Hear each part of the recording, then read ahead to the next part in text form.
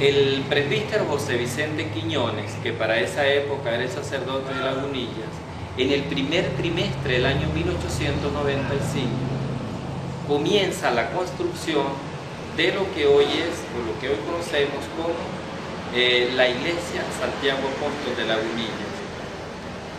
Es una iglesia relativamente nueva porque comenzó su construcción en el mes de marzo del año 1895 y se terminó en el año de 1935, es decir, se tardaron unos 40 años en su construcción y repetimos, es relativamente nueva y se hizo porque las dos anteriores pues quedaron reducidas a escombros. En cuanto a las víctimas,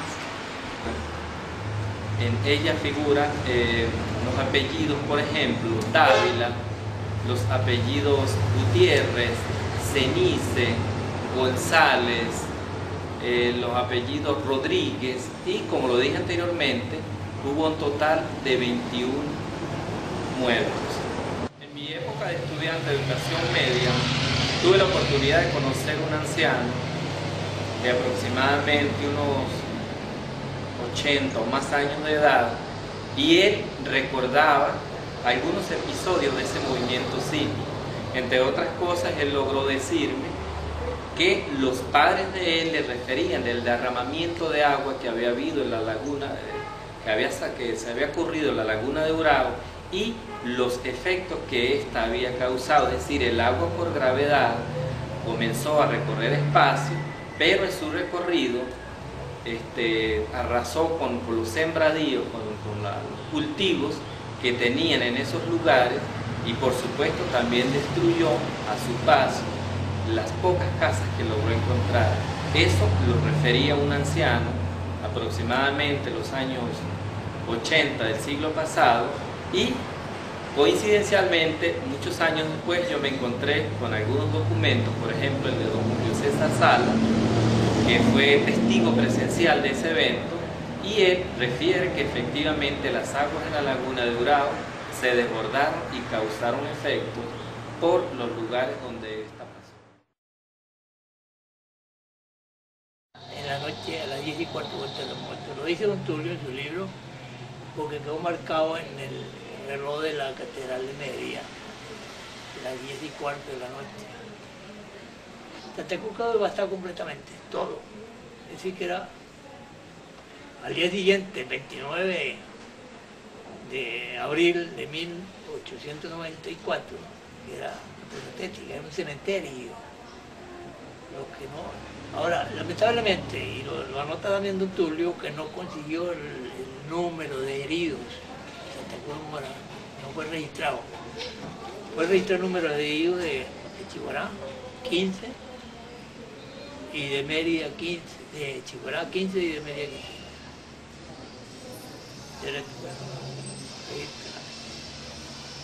¿Dónde enterraron esos fallecidos?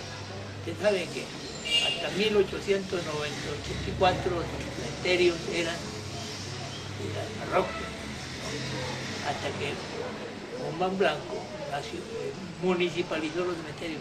El primer cementerio de este pueblo fue aquí, cuando esta casa. Y aquí lo mudaron para donde está ahorita el colegio, cuando hicieron la iglesia allá, porque la primera capilla fue también por esos lados.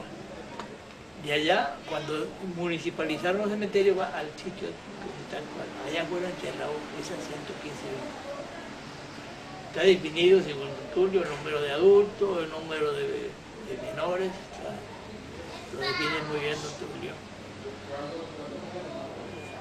Ahora, tesoneramente, los italianos, que estaban residenciados acá, para ese momento había 4, trajeron un albañil de Italia y un carpintero para reconstruir sus casas. Esta por una de ellas, esta que está al lado de la otra, esa la construyó mi papá después. Ellos trajeron mano de obra, esos señores regresaron allá después de haber construido varias casas y haber enseñado a gente de acá.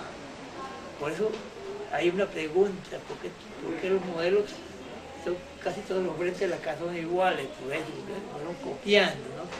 ¿Por qué puertas? Porque todos querían tener comercio. Hay una cantidad de puertas. Santa Cruz de Mora es el pueblo de las puertas. Usted recuerda del puente Libertador hasta abajo es igual, puerta. Esa fue la causa. Ellos vinieron y hicieron eso, porque ellos eran comerciantes, entonces hicieron su vivienda como salón comercial. Entonces todo el mundo siguió haciéndolo. No hubo ayuda oficial mínima, lo anota don Tulio, de la ayuda no para Santa Cruz, para todos los Andes, porque terremoto, como lo califica don Tulio, es un calificativo de terremoto de los Andes, aunque yo discrepo un poquito con el perdón de la memoria de don Tulio, porque los pueblos afectados fueron todos en Mérida, no en el Táchira ni en Trujillo. Los mayores afectados son aquí, ciertos. Santa Cruz a la cabeza, seguido por Sea, seguido por Tobar, seguido por Mesa Bolívar, Chihuahua, Mérida. Mérida hubo cuatro víctimas, nada, ¿no? Así, por eso calificó usted los otros Andes. Claro que lo sintieron, porque San Cristóbal sintió la grita y lo sintieron en Trujillo también, pero no hizo estrago, no causó víctimas, no causó daños materiales tampoco.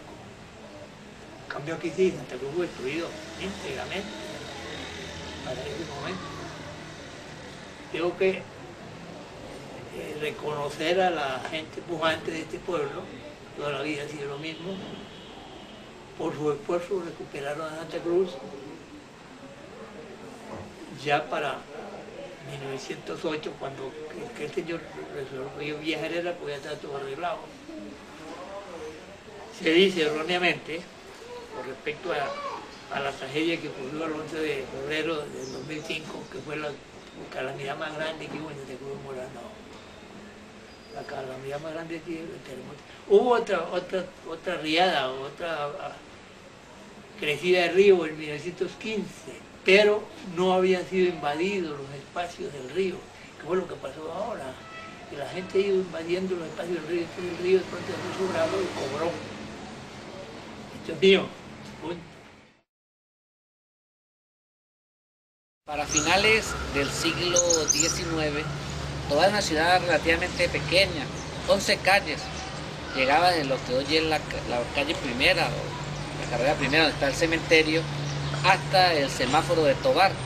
Lo demás eran gran parte haciendas, hacienda El Chimborazo, hacienda Los Limones, y hacia la parte abajo donde está hoy se encuentra la Sabaneta, haciendas como La Quinta, La Cesta, La Jabonera, Cucuchica.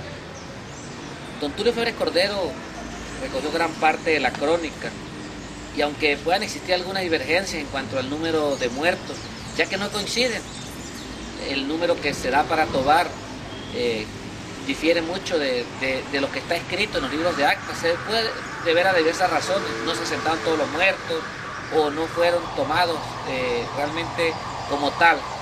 Pero lo más importante es que el terremoto pasaron cosas interesantes, de esa historia menuda que pasa desapercibida. En primer lugar debemos decir que el terremoto trajo para Tobar algo importante, la gente se casó.